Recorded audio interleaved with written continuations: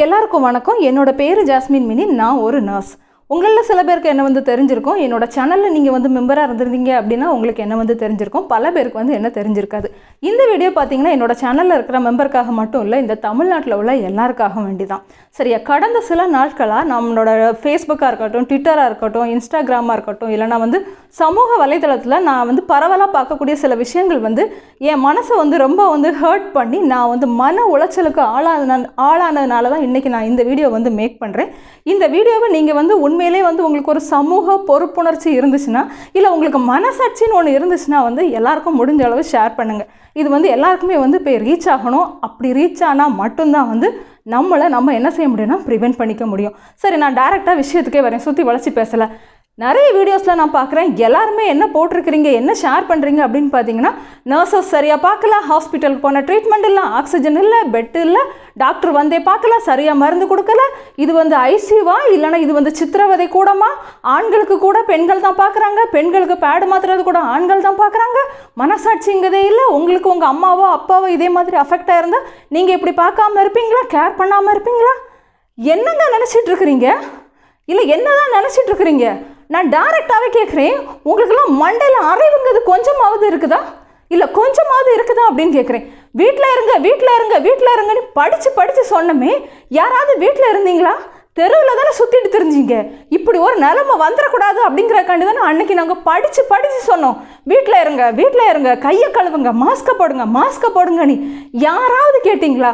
சரி, இப்போ தான் அடுத்த லாக்டவுன் போட்டிருக்கு, இப்போ மாதிரி நீங்கள் யாராவது வீட்டில் இருக்கிறீங்களா? அப்படியே மொபைலில் தூக்கிட்டு ரோட்டில் போய் பாருங்கள், எத்தனை பேர் ரோட்டில் அங்கேயும் எங்கேயும் தெரியுறீங்க. நீ காய்கறி கடையில் பார்த்தா கூட்டம், கறி கடையில் பார்த்தா கூட்டம், மீன் சந்தையில் பார்த்தா கூட்டம். ஏன் உங்களால் காய்கறி மீன் இறைச்சியெல்லாம் திங்காமல் இருக்க முடியாதா? எதுக்கு இப்படி போய் நிற்கிறீங்க? திங்க மட்டும்தான் உங்களுக்கெல்லாம் தெரியுமா? வேறு எதுவுமே தெரியாதா? யோசிக்க மாட்டீங்களா? எதுக்காக லாக்டவுன் போட்டிருக்காங்க, எதுக்காக எல்லாரையும் வீட்டில் இருக்க சொல்கிறாங்க அப்படின்னு கொஞ்சம் கூட நீங்களாம் யோசிக்கவே மாட்டீங்களா? எல்லார் வீட்லையும் பெரிய பெரிய ஃப்ரிட்ஜ் வச்சுருக்கீங்கல்ல, வாங்கி காய்கறியெல்லாம் அடைச்சி வைக்க வேண்டியதானே? 6 மாதம் கழிச்சு இதே காய்கறி இருக்கும், இதே இறைச்சி இருக்கும், திங்கிறதுக்கு நம்ம ஒவ்வொருத்தரும் இருக்கணும்ல. நீங்கள் எல்லாம் நல்லா வெளியோடு சுற்றுவீங்க, மாஸ்க்கு போட மாட்டீங்க, டிஸ்டன்ஸ் மெயின்டைன் பண்ண மாட்டீங்க, கொரோனாவை நல்லா மாறி கம்யூனிட்டி ஸ்ப்ரெட் வரைக்கும் ஸ்டேஜ் வரைக்கும் கொண்டு விட்டாச்சு. ஆனால் நீங்கள் ஹாஸ்பிட்டலில் வந்தால் மட்டும் உங்களுக்கு உடனே பெட் வேணும், உடனே ஆக்சிஜன் வேணும், உங்களை மட்டும் தனியாக கேர் பண்ணதுக்கு ஒரு நர்ஸ் வேணும். இல்லை, நான் தெரியாமல் தான் கேட்குறேன், டாக்டர் நர்ஸ் எல்லாம் என்ன தெய்வ பிறவிகளா? சாக மாட்டோன்னு சாக வரமா இங்கே வந்திருக்காங்க. அவங்களுக்கு நான் குடும்பம் இல்லையா? அவங்களுக்கு நான் கொரோனா இல்லையா? எல்லாரும் கொஞ்சம் மனசாட்சியோட யோசித்து பாருங்க.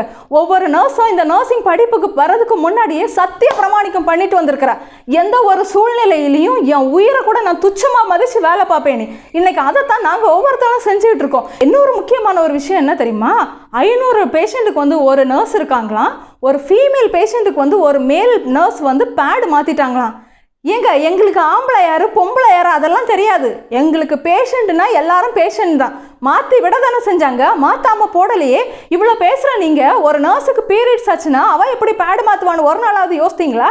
7 மணிக்கு ஒரு நர்ஸ் டியூட்டிக்குள்ளே வந்தானா அவள் எத்தனை ட்ரெஸ் போடுறா தெரியுமா? அவளோட இன்னர்ஸ் போட்டிருப்பா, அதுக்கு மேலே அவளோட ட்ரெஸ் போட்டிருப்பா, அதுக்கு மேலே ஹாஸ்பிட்டலோட யூனிஃபார்ம் போட்டிருப்பா, அதுக்கு மேலே அவங்களோட ஏப்ரான் போட்டிருப்பாங்க, அதுக்கு மேலே கவுன் போட்டிருப்பாங்க, அதுக்கு போல் அவங்களோட கொரோனாவுக்குள்ள ட்ரெஸ் போட்டிருப்பாங்க, ப்ரிவென்ஷன் ட்ரெஸ் போட்டிருப்பாங்க, அதுக்கு மேலே டிஸ்போசபிள் ஏப்ரான் போட்டிருப்பாங்க. அது மட்டும் இல்லாமல் கையில் 5-6 க்ளவுஸ் மாட்டியிருப்பாங்க, மூக்க மறைச்சிருப்பாங்க, மேலே போட்டிருப்பாங்க, அவங்களோட ஃபேஸ் ஷீல்டு போட்டிருப்பாங்க. இதெல்லாம் போட்டுக்கிட்டு ஒரு நர்ஸ் 2 மணி நேரத்துக்கு ஒருக்கா பேடு மாற்ற எப்படி மாற்றிருப்பான்னு என்னைக்காவது நீங்கள்லாம் யோசித்திருக்கீங்களா? நீங்கள் ஃபீமேல் பேஷண்ட்டாக இருந்தாலும் எங்களோட மேல் நர்ஸஸ் செய்ய தானே செஞ்சாங்க, செய்யாமல் போடலையே. 7 மணிக்கு டியூட்டிக்குள்ளே வரக்கூடிய ஒரு நர்ஸ் அடுத்த 7 மணி வரை சாப்பிடாம தான் இருப்பாங்க தெரியுமா? அந்த டியூட்டி முடித்து வெளியே போகிறது வரை அந்த நர்ஸ் பட்டினியாக தான் இருப்பாங்க. ஏன்னா அந்த ட்ரெஸ்ஸை ரிமூவ் பண்ணிக்கிட்டு அவங்களால சாப்பிட முடியாது.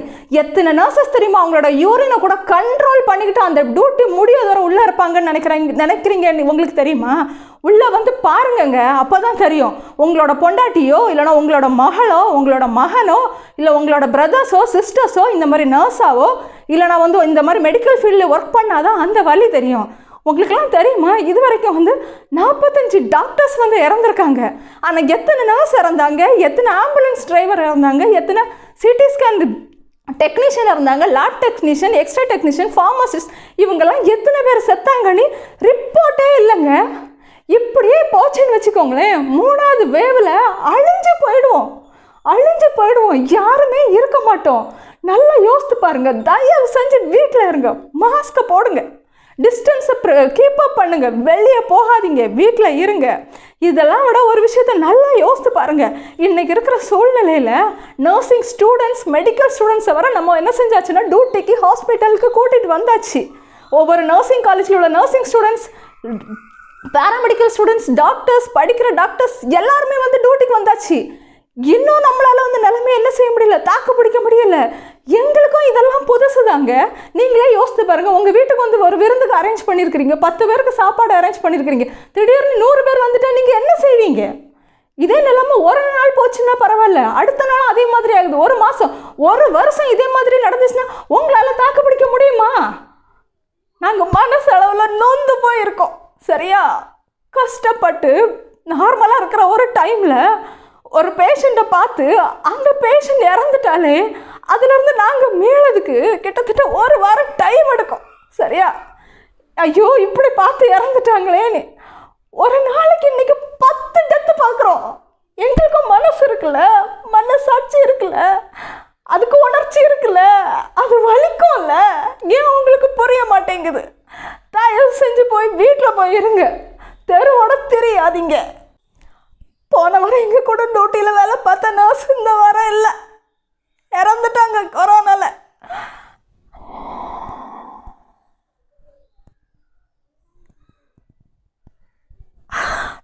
தாங்க முடியல, சிச்சுவேஷன் வந்து கை மீறி போய்கிட்டு இருக்கு. தயவு செஞ்சு மெடிக்கல் ஃபீல்டில் உள்ளவங்களையும் நர்ஸஸையும் டாக்டர்ஸையும் குறை சொல்கிறத விட்டுட்டு கொஞ்சம் கோஆப்ரேட் பண்ணுங்க.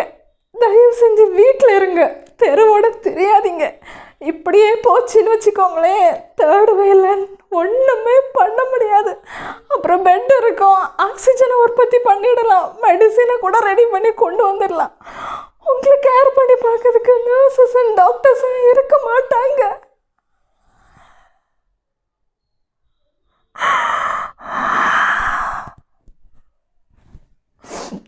அவங்களுக்கும் குடும்பம் இருக்குது, குட்டி இருக்குது. சரியா? நீங்கள் நினைக்கிற மாதிரி நர்சஸ் 7 மணிக்கு டியூட்டி முடிஞ்சோன்னு வீட்டுக்கு போகலை. எல்லா கோவிட் வார்ட்லேயும் வேலை பார்க்குற நர்சஸ் எல்லாம் டியூட்டி முடிஞ்சோன்னு ஒரு இடத்துல தங்க வைக்கிறாங்க. அங்கே அவங்களுக்கு உங்களை மாதிரி சுக்கு காப்பி போட்டு கொடுக்கறதுக்கோ, இஞ்சி தண்ணி கொடுக்கறதுக்கோ, ஒரு நாளைக்கு 4 நேரம் இன்ஹலேஷன் பண்ணுறதுக்கோ ஸ்டீமும் இல்லை. இருக்கிற 4 ட்ரெஸ்ஸை வச்சு படுக்கிறது கூட இடம் இல்லாமல் தரையில் படுத்துப்பாங்க. அங்கே கொடுக்குற சாப்பாட்டை சாப்பிட்டுட்டு அடுத்த நாள் காலையில் 7 மணிக்கு மறுபடியும் டியூட்டிக்கு வராங்க. சரியா?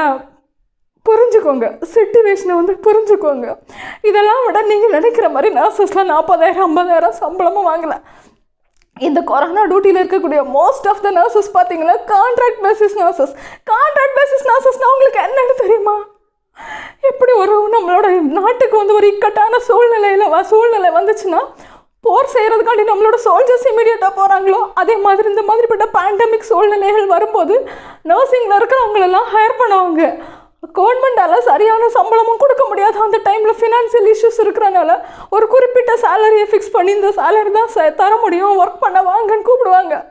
அப்படி வந்து 12,000லேருந்து 15,000 நர்சஸ் தான் இன்றைக்கி இந்த கோவிட் டியூட்டி பார்க்குறாங்க. தெரியுமா? நான் இந்த வீடியோவை எனக்காண்டி மட்டும் பதிவிடலை, எனக்காண்டி நான் ஷேர் பண்ணலை. என்ன மாதிரி எத்தனையோ நர்சஸ் வந்து கஷ்டப்பட்டுட்டு இருக்கிறாங்க. தயவு செஞ்சு நிலைமையை புரிஞ்சுக்கோங்க, வீட்டில் இருங்க. இந்த கல்யாணம்லாம் இப்போ எடுக்காதீங்க. கல்யாணம், சடங்கு வீடு, பர்த்டே ஃபங்க்ஷன் தயவு செஞ்சு இந்த மாதிரி என்ன செய்யாதீங்க, ஸ்ப்ரெட் பண்ணாதீங்க.